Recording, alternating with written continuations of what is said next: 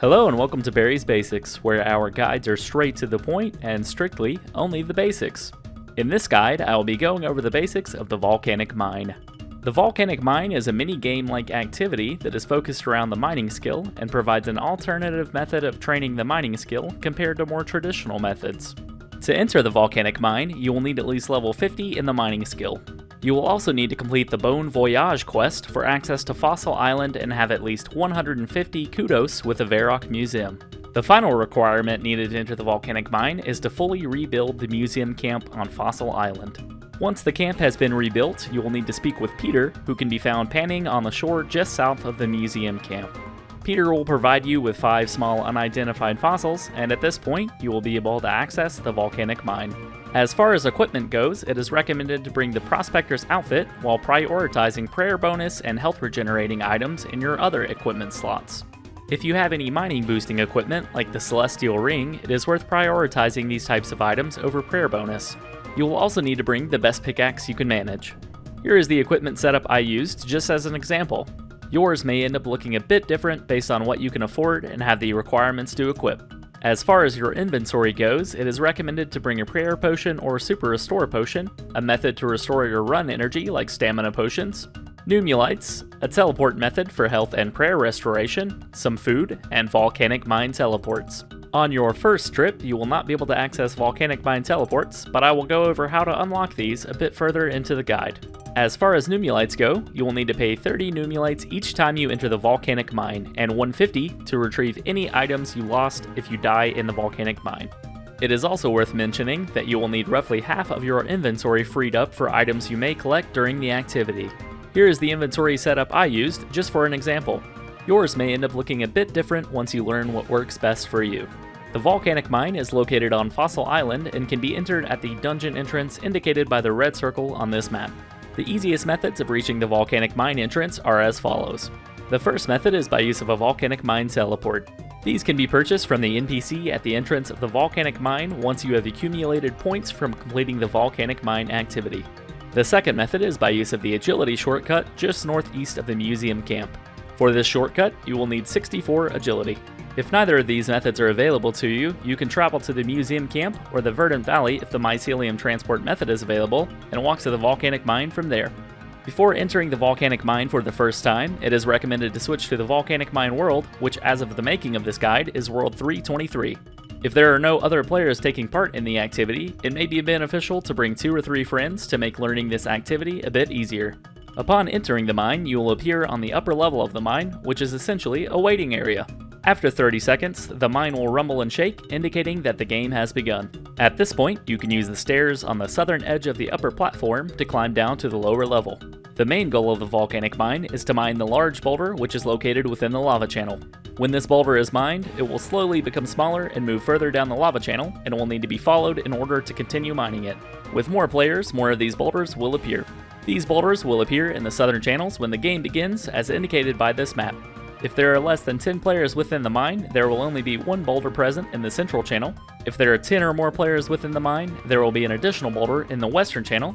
And if there are 20 or more players, a 3rd boulder will be present in the eastern channel. Upon entering the mine, you will be automatically given a heat-proof vessel.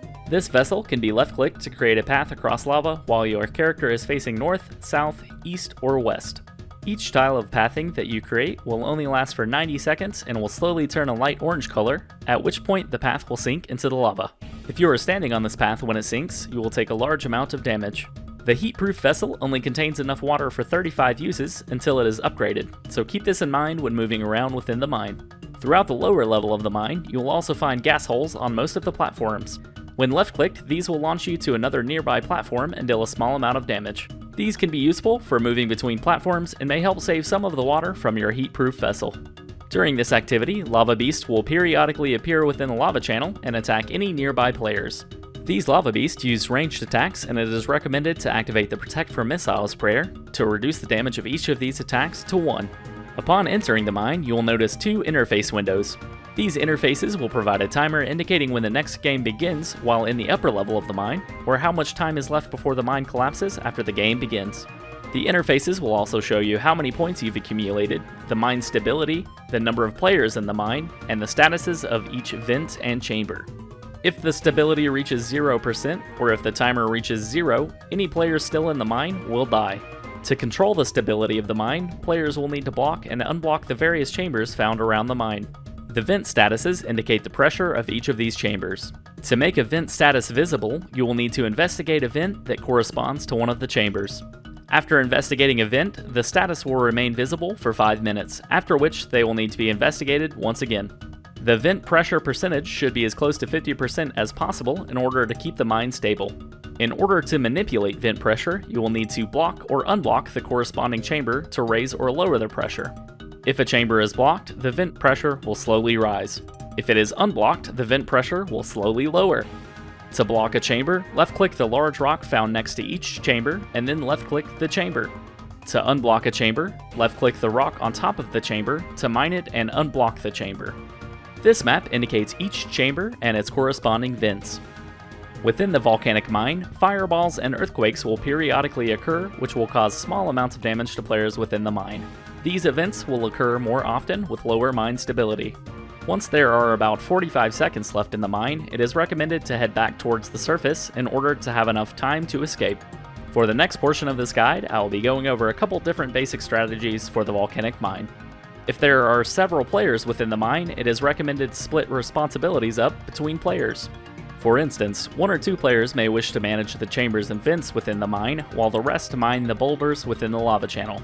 If you are taking part in this activity alone, it is recommended to focus on managing 2 of the chambers within the mine, as this will still provide points. Once you have reached about 400 or so points, it is then recommended to leave the mine and repeat this process. Once you have upgraded your heat-proof vessel, you can attempt to manage the chambers and mine the rock alone, but this may be difficult to get used to, and it is not recommended if you are just beginning to learn this activity. With any solo method, it is recommended to bring more energy restoring consumables than you would with a team, as you may need to use more run energy than you normally would. To wrap things up, I will be going over the reward system.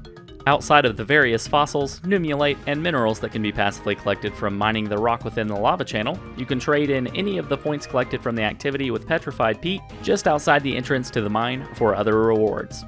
These rewards include various ores and minerals, volcanic mine teleport tablets, an upgrade to your heat-proof vessel capacity, and an upgrade to the fertile soil spell from the lunar spellbook.